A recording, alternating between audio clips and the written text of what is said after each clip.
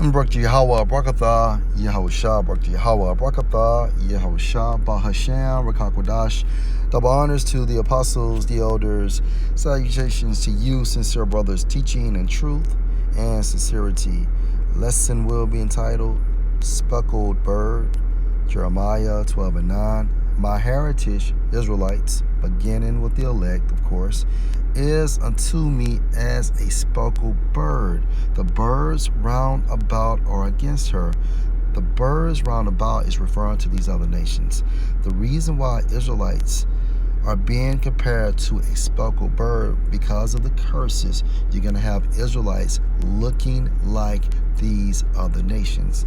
Hence, Revelation 7:9.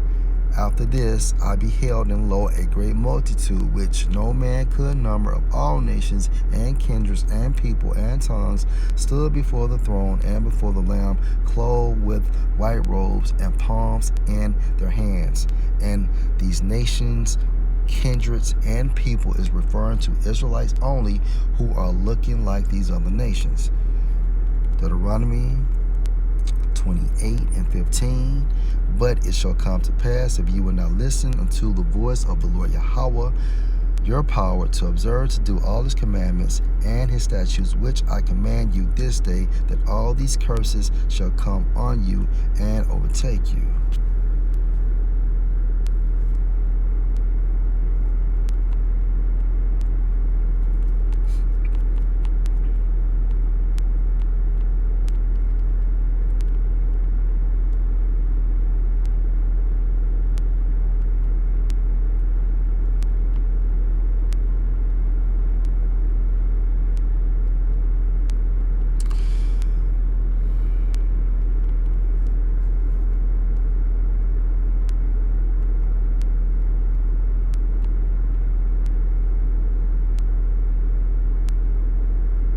This is 1 Samuel 16:7.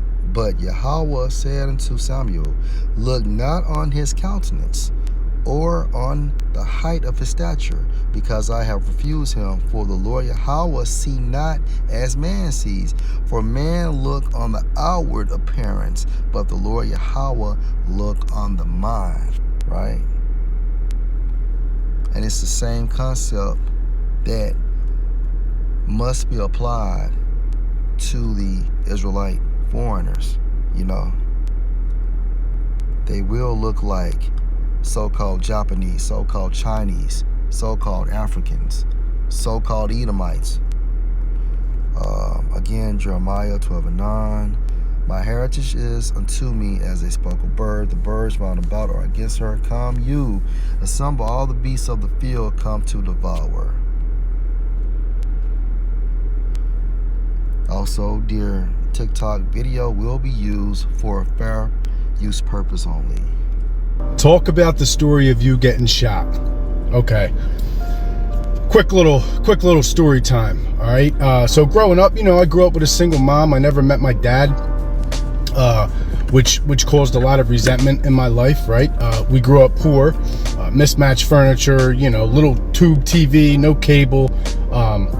I was embarrassed to let people in my house. I remember going to my friends' houses as a young kid and looking at the bigger TV and the real nice furniture and the mother and the father, and I used to think to myself, man, why don't I have that, I also lived with a lot of fear as a child. And when I say fear, I don't mean like I'm afraid of this person or I'm afraid of that person. I mean, I was afraid of what you thought of me. You know what I mean? And if I ever felt disrespected, that fear and that resentment combined turned into a lot of anger. And it usually ended up with violence. You know what I mean? I wasn't a great kid growing up. All right, so fast forward some years, right? I'm in my 20s now. I'm at a bar. I'm with my boys. And I bump into this dude accidentally. And I didn't even think nothing of it. You know what I mean? And he comes up to me afterwards and he says something. And I'm like, what? I'm like, what are you talking about? I'm like, look, I'm just here to have a good time. Like, I don't want to fight. So I went to shake his hand. And when I shook his hand, he pulled me in close and he was like, all right, man, just don't let it happen again, because I ain't the one. Now me, I took that as some serious disrespect, right? I live in fear. You know what I mean? So when that happened, I felt so disrespected that I stole him. I hit him and we rumbled. and it was all over. It got broken up. He left the bar, and I didn't think nothing of it. Well, he either went home or he went to his car. I don't know what he did, but he waited for me to leave that bar. Again, a half hour had gone by. I was leaving the establishment. I was walking down a one-way street, and the dude pulled up the one-way street. He was sitting across the street waiting on me, and he pulled out a 380. And I never in a million years thought he was going to pull the trigger. You know what I mean? I didn't think it was that serious, but you know, I was drunk. He was obviously intoxicated, and I put my hands up. I said, bro, what are you doing? You're going to go to jail for the rest of your life. And I just saw the muzzle flash, you know, and honestly, the only thing I thought in my head was, don't turn around, don't run, don't get hit in your back, you know what I mean? And he hit me 7 times. 6 bullets went through me, broke a lot of bones, had some surgeries, and I was grazed once. Lord will, you're edified. Shalom.